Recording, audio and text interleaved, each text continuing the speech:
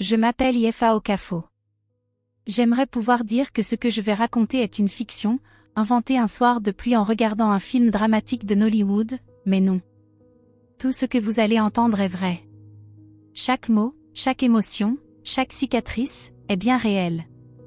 Et parfois, les blessures que l'on ne peut pas voir sont les plus profondes. L'histoire commence en 2016, à Inubu. J'avais 28 ans et je venais de me marier à Shukakwa, un homme que je croyais parfait. Grand, doux, intelligent, doté de ce charme naturel qui inspirait confiance. Nous nous étions rencontrés à New York, et après 2 ans de relation, nous avions décidé de nous unir pour la vie. Tout semblait parfait. Mais la perfection est souvent une illusion, une façade derrière laquelle se cache la vraie nature des gens. En 2017, ma cousine Adaku, fille de la sœur aînée de ma défunte mère, est venue vivre avec nous après avoir terminé son NDI en administration des affaires. Ses parents traversaient une période difficile, et j'avais proposé de l'aider à trouver un emploi à Inubu pendant qu'elle réfléchissait à la suite de sa vie. Après tout, c'est la famille, non? On aide la famille. Au début, Adaku était douce, serviable et respectueuse. Elle s'occupait de la maison, m'accompagnait à l'église, préparait des repas et semblait sincèrement reconnaissante. Même Shuka, mon mari, semblait l'apprécier. Il la complimentait sur sa cuisine, sur sa gentillesse, et parfois je trouvais ça mignon, innocent. Puis, 3 mois après son emménagement, Adaku est tombée gravement malade. Les traitements standards n'avaient aucun effet. Elle a rapidement perdu du poids, s'est affaiblie et a pâli. Je l'ai emmenée à mon hôpital pour des tests plus poussés, et les résultats ont été un choc, insuffisance rénale chronique, stade 4. Ses reins déclinaient rapidement, et le médecin a été clair, si elle ne recevait pas une transplantation de reins dans les 3 mois, elle ne survivrait pas. Cette nuit-là, assise sur le bord du lit avec Shuka, ma voix tremblante, j'ai murmuré, je veux être testée. Je veux lui donner un rein. Shuka m'a pris les mains et m'a dit que j'étais la femme la plus gentille qu'il ait jamais rencontrée. J'ai accepté, sans réfléchir. La compatibilité a été confirmée, et 1 mois plus tard, je subissais l'opération. Le don a été un succès. Adaku a survécu. J'avais l'impression d'avoir accompli un acte sacré, quelque chose qui dépassait l'amour et la loyauté. Mais parfois, la vie aime jouer avec le destin. 1 an après l'opération, Adaku n'est pas partie. Elle a trouvé un emploi à temps partiel, a dit vouloir s'installer à nouveau à la maison. Lentement, j'ai commencé à remarquer les petits signes, Shuka passait plus de temps avec elle, surtout pendant mes quarts de nuit, elle préparait ses plats préférés avant même qu'il ne les mentionne, elle portait parfois mes vêtements personnels, et moi, je faisais confiance, je croyais au meilleur. La réalité m'a frappé brutalement le soir où j'ai vu le message. Shuka avait laissé son téléphone sur la table à manger. Le message disait, « Tu es la seule que je veux. » Peu importe ce qu'elle pense. Mon cœur s'est arrêté. Mon monde s'est effondré. Tout ce que j'avais fait par amour, donner un rein, faire confiance, construire un foyer, avait été utilisé contre moi. Je me suis assise dans le noir, la respiration coupée, incapable de crier, incapable de bouger. J'ai attendu pour avoir la preuve complète, et quand j'ai découvert, avec une petite caméra, ce qui se passait entre Shuka et Adaku sur mon propre canapé, mon corps s'est figé. Les lèvres, les rires, les chuchotements, tout était là. La trahison n'était pas accidentelle, elle était préméditée. Je suis partie cette nuit-là, silencieusement. Pas d'explication, pas d'adieu. Mais ce n'était que le début. Car ce que j'allais découvrir par la suite allait rendre la trahison encore plus amère et dévastatrice. Je me suis éloignée d'Inubu, de la maison que j'avais construite avec amour, de mon mari, de ma cousine, et de la vie que je croyais parfaite. Pendant 1 mois, j'ai trouvé refuge chez une ancienne camarade d'école, loin des chuchotements et des regards de pitié. Chaque nuit, je repassais dans ma tête la scène sur le canapé, Shuka, mon mari, riant avec Adaku comme si notre mariage n'avait jamais existé. Mon cœur saignait, mais je savais qu'il me fallait des preuves irréfutables avant de réagir. Mon ami m'a aidé à installer une petite caméra dans le salon de ma maison, juste là où tout avait commencé. 3 jours plus tard, j'ai visionné les images. Chaque baiser, chaque caresse, chaque chuchotement intime, tout était là. Je n'avais plus de doute. Mon rein avait sauvé la vie de ma cousine, et elle l'utilisait pour construire un futur avec mon mari. La douleur m'a submergée, mais une partie de moi a trouvé une force étrange, je devais savoir toute la vérité. C'est à ce moment-là que j'ai reçu un appel de Losky, ma meilleure amie et collègue de l'hôpital. Sa voix tremblait quand elle a parlé. « Ify, il y a quelque chose que tu dois savoir. » Elle m'a raconté comment Adaku et Shuka avaient préparé tout depuis le début. Adaku avait utilisé une fausse identité pour passer les tests pré-transplantation. Elle avait même réalisé un test de grossesse et un avortement avant que je donne mon rein, confirmant que leur relation ne datait pas de quelques semaines, mais bien d'avant la transplantation.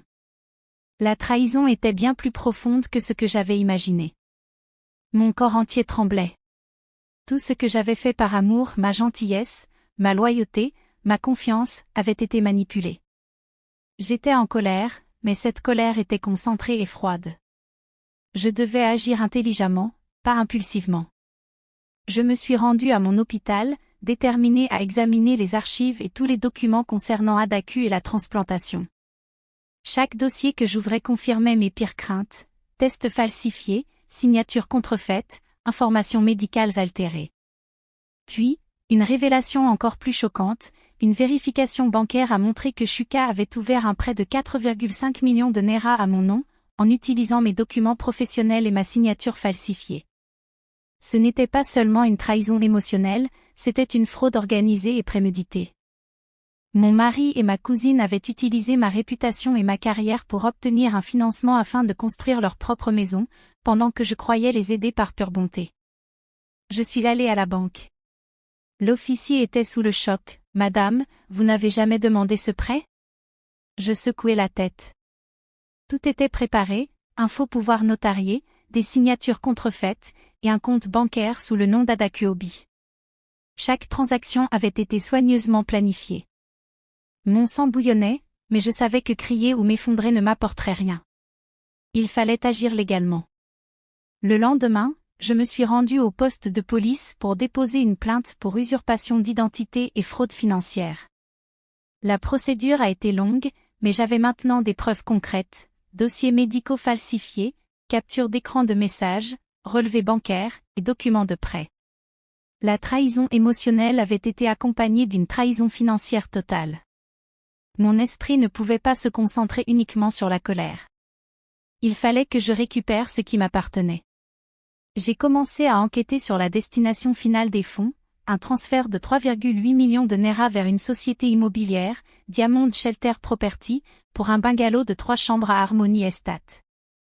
J'ai pris rendez-vous, me faisant passer pour une acheteuse naïve.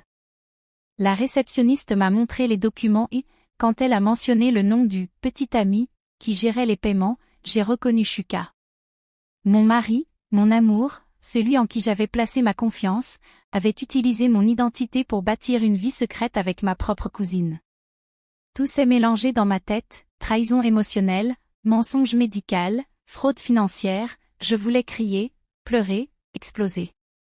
Mais au lieu de cela, j'ai choisi la stratégie et la patience. Chaque document, chaque preuve, chaque message était maintenant un levier légal entre mes mains. Shuka et Adaku pensaient m'avoir détruite, mais ils avaient sous-estimé ma force. Je ne cherchais pas seulement justice, je cherchais à rétablir la vérité et mon intégrité. Et c'est ainsi que, plusieurs mois après cette trahison initiale, j'étais prête à engager les poursuites, identité, fraude, contrefaçon de documents, manipulation émotionnelle. Chaque étape était planifiée, chaque détail documenté. Je savais que le chemin serait long, pénible, et que je devrais affronter mon mari et ma cousine devant la loi et le public. Mais je n'avais plus peur. Parce qu'après la trahison, la seule chose qui restait à conquérir était ma liberté, ma dignité, et mon nom. Le jour du procès, je me suis habillée d'une robe grise sobre. Chaque pas dans le couloir du tribunal était lourd, chaque respiration pesait comme si j'avais porté le monde sur mes épaules pendant trop longtemps. Les médias étaient là, des blogueurs, des journalistes, des spectateurs curieux, tout le monde voulait voir l'histoire d'une femme trahie, mais pour moi, ce n'était pas un spectacle. C'était ma vie, mon sang, mes sacrifices qui étaient en jeu. Shuka est entré dans la salle, accompagné de son avocat, affichant un visage impassible. Mais ses yeux trahissaient quelque chose, nervosité, peur, peut-être une lueur de culpabilité. Adaku est arrivée peu après, son ventre arrondi par la grossesse maintenant visible, les yeux rouges et gonflés, tremblante et effacée. Elle s'asseyait là, la même cousine pour laquelle j'avais donné un rein, celle que j'avais aimée comme une sœur, mais qui m'avait trahi. Mon avocat, Monsieur Oki, a posé sur la table tous les documents soigneusement collectés. Les relevés bancaires, les contrats falsifiés, les messages WhatsApp capturés, les copies de documents médicaux, tout était là. Chaque pièce de preuve racontait la même histoire, Shuka et Adaku avaient conspiré, manipulé et menti. Mon cœur battait, mais mes mains restaient calmes sur la table. Je ne voulais pas paraître faible ou émotionnelle. Puis, de manière inattendue, Adaku s'est levé. « Votre honneur, puis-je parler ?» La salle est tombée dans un silence de plomb. Chaque regard était fixé sur elle. Sa main tremblait, elle serrait son ventre et ses yeux ont cherché les miens. Pendant un moment, j'ai eu envie de détourner le regard, mais je suis restée immobile. Elle a parlé, la voix brisée mais ferme, « Ifi, je t'ai trahi. J'ai accepté l'amour et le sacrifice que tu m'as offert, et je l'ai retourné avec des mensonges. Mais je n'étais pas seule. Shuka m'a manipulée. » Ces mots m'ont frappé comme des coups de poing. Elle a révélé qu'elle croyait que je ne pardonnerais jamais si elle parlait plus tôt, qu'elle voulait protéger le secret jusqu'à ce qu'elle ne puisse plus le cacher. Le juge a fixé Shuka, le silence pesant. Mon mari n'avait pas bougé, mais ses lèvres tremblaient légèrement. Mon avocat a commencé à présenter les preuves, point par point. Le prêt de 4,5 millions de Naira à mon nom, les documents falsifiés, les messages compromettants, tout était exposé. Le juge levait les yeux, examinant chaque détail avec une précision glaciale. Shuka a essayé de parler, de justifier, de minimiser, mais ses mots se sont heurtés à la montagne de preuves. Les captures d'écran, les relevés bancaires, les dossiers médicaux falsifiés, tout cela montrait une préméditation totale. Il n'y avait aucune excuse, aucun argument crédible pour sa trahison. Je le regardais, le visage froid, les yeux fixés sur le sien. Le Shuka que j'avais aimé n'existait plus. Celui devant moi était un homme de mensonges et de manipulation. Puis, Adaku s'est tourné vers moi, les larmes coulant sur ses joues. « Ifi, le bébé est à Shuka. Je ne peux pas effacer ce que j'ai fait, mais je voulais que tu saches que je ne t'ai jamais haï. » Mon corps est resté figé. Mon cœur voulait crier, pleurer, hurler, mais j'ai choisi le silence. Elle avait trahi, mais elle était enceinte, vulnérable, et le tribunal devait en tenir compte. La justice, imparfaite mais nécessaire, devait suivre son cours. Le juge a pris la parole après des heures de témoignages et de présentation de preuves. Sa voix résonnait dans la salle silencieuse, après examen des documents, des témoignages et des preuves présentées, ce tribunal reconnaît M. Shuka Okoi coupable de fraude, usurpation d'identité, falsification et manipulation émotionnelle. La plaignante, Madame Efaya Okwa, a droit à une compensation pour les dommages financiers et psychologiques subis. Le verdict m'a traversé comme un éclair. La justice avait parlé. La somme à rembourser, la propriété confisquée, et des recommandations pour des enquêtes supplémentaires auprès des autorités financières. Adaku a éclaté en sanglots, mais je suis restée droite. Les cicatrices, les blessures, les trahisons, tout cela m'avait changé, mais la justice me donnait une forme de paix. À la sortie du tribunal, des reporters attendaient, des flashs crépitaient, mais je ne voyais rien de tout cela. Mon monde intérieur était calme. Pour la première fois depuis des mois, je sentais que je pouvais respirer. Mais le drame n'était pas terminé. Adaku s'est approché timidement, le ventre arrondi, et a murmuré, « Ifi, je suis désolé. » Je n'ai rien répondu. Le pardon n'était pas instantané. Certaines blessures nécessitent du temps, et certaines cicatrices doivent respirer avant d'être guéries. Cette confrontation publique, ce procès, n'a pas seulement révélé la trahison de Shuka et d'Adaku au monde entier, elle a aussi été un moment de renaissance pour moi. J'ai retrouvé ma voix, ma dignité, mon nom. La maison, l'argent, les preuves, tout cela me revenait maintenant légalement. Mais la paix émotionnelle venait seulement de commencer. Ce jour-là, je suis sortie du tribunal avec un mélange de vide et de puissance. Vide parce que la personne que j'aimais avait trahi tout ce que je croyais solide, puissante parce que j'avais tenu bon, j'avais résisté, j'avais prouvé que la vérité et la justice existent, même après la douleur la plus intense. Je savais que le chemin vers la guérison serait long, mais j'avais fait le premier pas. Après le procès, le monde extérieur semblait immobile, mais ma vie intérieure avait changé pour toujours. Je n'avais plus de mari, plus de maison, et plus la personne en qui j'avais eu une confiance aveugle. Mais pour la première fois depuis des mois, je sentais une étrange légèreté. Les cicatrices sur mon corps, le rein que j'avais donné à Adaku, et surtout les cicatrices de mon cœur, elles me rappelaient que j'avais survécu. Et survivre, ce n'était pas seulement exister. C'était respirer à nouveau, apprendre à être seule et forte. J'ai quitté Inubu pour Osuka, une ville plus calme, plus anonyme. J'ai trouvé un emploi à temps partiel dans une ONG de santé, loin des murmures, loin des visages pleins de pitié. Chaque jour, je marchais dans les couloirs de l'ONG en me répétant « Je suis Ifi Okafo, et mon histoire n'est pas terminée ». Travailler me donnait un rythme, une structure, un espace pour respirer sans regarder par-dessus mon épaule. La solitude n'était plus effrayante, elle était un allié. Mais même loin, la douleur revenait par vagues. Certains jours, je regardais les lumières de la ville depuis mon petit balcon et me souvenais de la maison que j'avais construite, du mari que j'avais aimé et de la cousine que j'avais sauvée. Tout semblait à la fois lointain et douloureusement proche. J'écrivais dans un carnet chaque sentiment, chaque souvenir, chaque détail que je ne voulais pas oublier. Ce processus de mise par écrit me permettait de reconstruire mon monde, de réorganiser le chaos en quelque chose que je pouvais comprendre et gérer. Puis un jour, un message inattendu est arrivé sur mon téléphone. Numéro inconnu. Simplement, Ifi, je suis désolé. Je veux juste te parler. Je suis à ton ancien hôpital, près de la porte arrière. Je n'attendrai qu'une heure. Le cœur battant, je suis restée immobile. C'était Shuka. Après tout ce qui s'était passé, après la fraude, les mensonges et le procès, il avait le courage de se présenter à moi.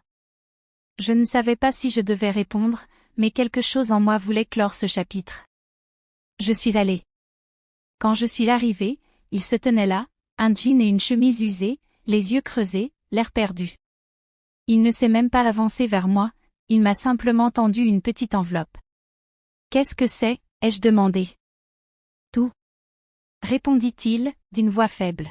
« La propriété, la voiture, les documents, tout est à ton nom maintenant. Je l'ai transféré. Tu le mérites. » Je n'ai rien dit. Je savais que les excuses ne pouvaient réparer ce qui avait été brisé, mais recevoir enfin ce qui m'appartenait légalement m'a donné un sentiment de justice personnelle. Il a ajouté, presque en murmurant, « Je pars pour Calabar. Je veux juste faire ce qui est juste. » Et il est parti, laissant derrière lui une enveloppe et le silence. J'ai ouvert les documents plus tard dans la nuit. Tout était signé, transféré, officiel. Entre les papiers, une note manuscrite, « Souviens-toi que tu as toujours été gentil avec moi. Je voulais juste être honnête maintenant. » Malgré tout, je n'ai pas brûlé cette enveloppe dans la colère, je l'ai gardée comme un symbole de ma force retrouvée. La justice avait été rendue par la loi, mais maintenant, il fallait la rendre à moi-même. J'ai commencé à reconstruire ma vie avec patience. Chaque petit pas comptait, réorganiser mes finances, reprendre confiance en mes collègues, retrouver ma routine médicale, et surtout, apprendre à sourire à nouveau sans culpabilité. Puis, une autre nouvelle est arrivée, Adaku avait donné naissance à un garçon, Shimobin. Je ne l'ai pas rencontré immédiatement, mais je lui ai envoyé un colis rempli de couches, de lotions et d'une lettre. La lettre disait, « Ce n'est pas du pardon. C'est compliqué. Prends soin de ton enfant.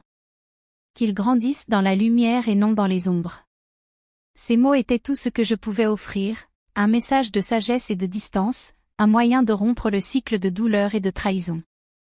Ce moment a été un tournant.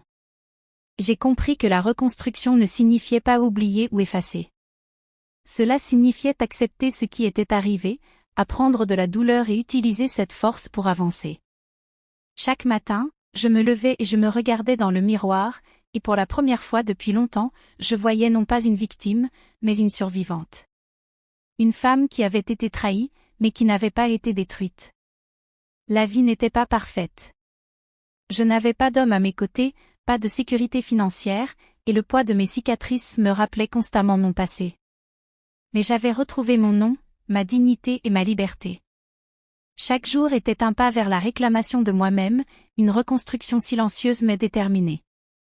Et puis, une dernière fois, j'ai pensé à Shuka et à Daku. Je ne les ai pas détestés. La haine aurait seulement prolongé la douleur. J'ai choisi la liberté. La liberté de respirer, de rêver et de construire une vie qui m'appartenait pleinement. La prochaine étape de mon voyage n'était pas la vengeance ou le pardon, elle était la paix, une paix construite pierre par pierre, sur la fondation de ma force intérieure et de ma résilience. Un soir, assise à mon balcon, je repensais à tout ce qui s'était passé, le rein que j'avais donné, le procès, la trahison, la solitude, et finalement la reconstruction. Une sensation profonde m'a envahi, le pouvoir de raconter ma propre histoire. Ma vie n'était plus définie par Shuka, Adaku, ou par la trahison. Elle était définie par moi, par ma résilience, ma détermination et mon courage à rester debout malgré l'épreuve. J'ai pris mon carnet et j'ai commencé à écrire, non pas pour pleurer, mais pour partager, pour transformer ma douleur en message de force et d'inspiration. Chaque mot, chaque phrase, était un pas de plus vers la paix intérieure. Je savais que mon histoire toucherait d'autres femmes et hommes, qu'elle montrerait que même après la trahison la plus douloureuse, il est possible de se relever et de reprendre sa vie en main. Et ainsi, j'ai compris la leçon la plus importante. La vie ne consiste pas seulement à survivre aux épreuves, mais à se reconstruire après elles. Chaque cicatrice, chaque déception, chaque trahison est une chance de découvrir sa propre force. J'avais perdu un mari et une cousine, mais j'avais retrouvé moi-même. J'avais perdu confiance en l'amour trompeur, mais j'avais trouvé la vérité et la dignité. Alors que je levais les yeux vers les lumières de la ville scintillant sous le ciel nocturne, j'ai ressenti une paix que je n'avais pas connue depuis des années. Je n'étais plus une victime. Je n'étais plus définie par la trahison. J'étais Ifi Okafo, survivante, libre, et maîtresse de ma propre histoire. Et c'est ainsi que mon récit se termine, non pas avec des pleurs ou de la vengeance, mais avec le triomphe silencieux de la résilience et de la force intérieure. La vie continue, mais cette fois, elle est à moi. Ils ont essayé de me briser, je me suis relevée. Si tu crois à la force après la douleur, abonne-toi maintenant. Cette histoire est la mienne, mais elle pourrait être la tienne. Abonne-toi et rejoins une communauté où les voix brisées deviennent puissantes. Et c'est ainsi que mon récit